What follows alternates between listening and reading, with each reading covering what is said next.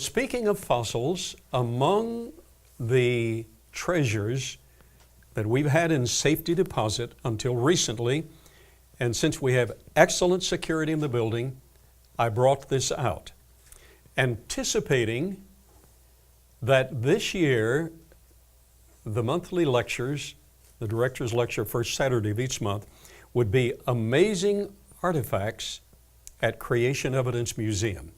Each will be an artifact that you had no idea was around. And as these are lectured on, I'll make sure we get signage so from there on in you can find them.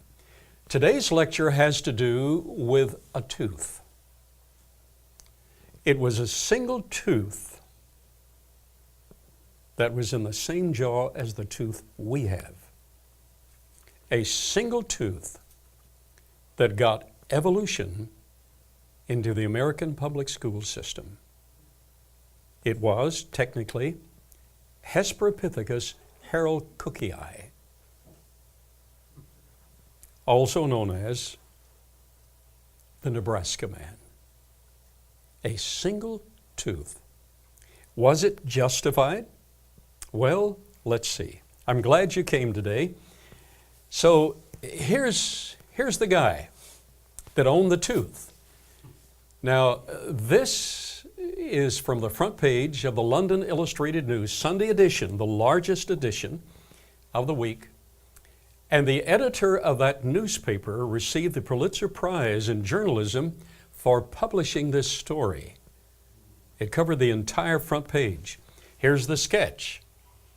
It's a fellow who's kind of ugly, carrying a tool. He's walking rather upright, but his mate is not quite so attractive. Ladies, I'm sorry.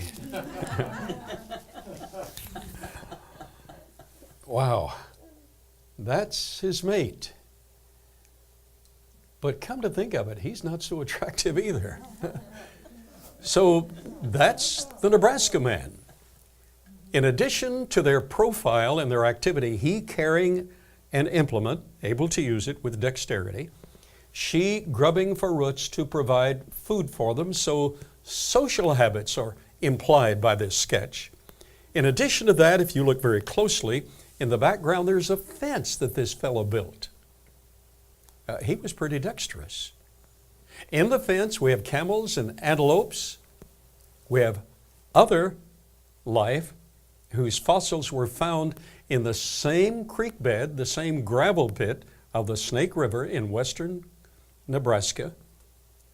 So the obvious implication is this fellow was so intelligent because the tooth that was found was a molar, and it looked a lot like a human molar, but it also favored an ape's molar or a chimpanzee's molar.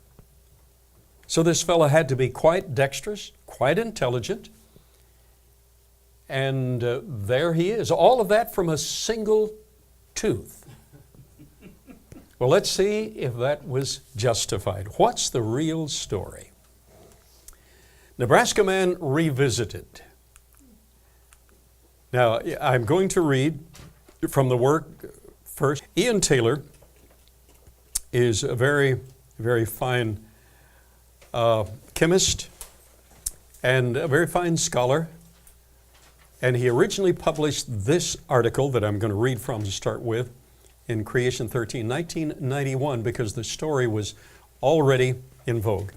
When Dr. Henry Fairfield Osborn, head of the Department of Paleoanthropology or Paleontology at New York's American Museum of Natural History, received the fossil tooth in February 1922 that had been discovered almost a decade earlier by geologist and rancher Harold Cook. Henry Fairfield Osborn was one of America's leading paleontologists, an atheist by commitment. And when he received the tooth, Ian Taylor, in his own British profile, you can almost hear the accent because the Brits are real sharp, cutting in their statements. He said, received the fossil tooth in February 1922, he would have thought it was a gift from the gods had he believed in any god at all. And that sounds like a British scholar writing that, and that's accurate. Marxist in his views and a prominent member of the American Civil Liberties Union, and I wish they began, American Civil Liberties Union began as a commitment to preserve to exercise the liberties of the minority.